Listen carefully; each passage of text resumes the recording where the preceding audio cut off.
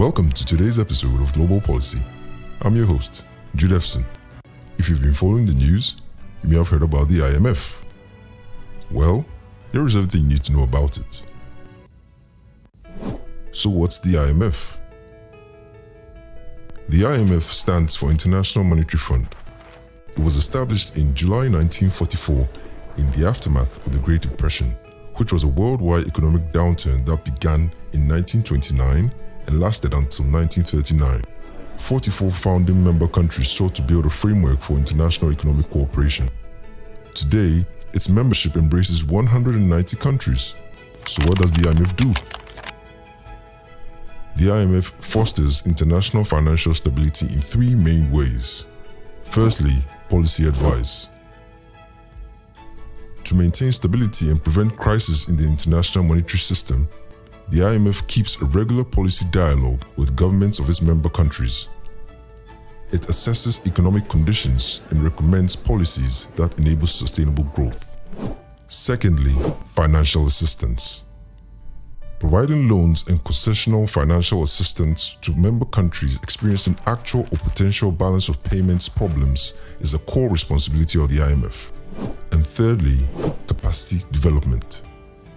The IMF provides technical assistance and training of government officials to help member countries strengthen economic institutions and statistics, as well as capacities in areas such as taxation and administration, expenditure management, monetary and exchange rate policies, financial system supervision and regulation, and legislative frameworks. So, here are some criticisms and debates about the IMF.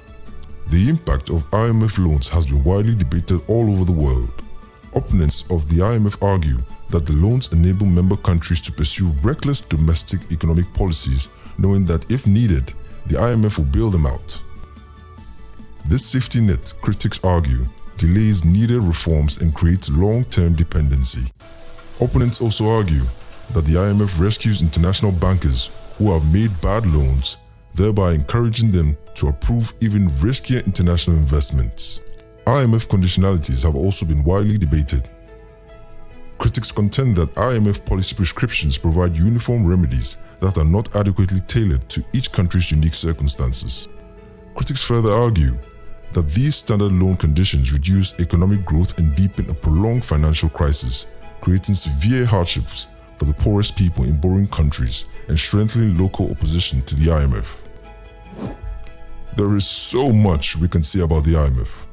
But as usual, these videos are meant to simplify complex issues for the ordinary media consumer who is not really interested in politics or economics. At least now you have an idea of what the IMF does and what critics think about it. We have attached a link below in the video description for those who would like to see where we got the information for this video. Thanks for watching. See you in the next video.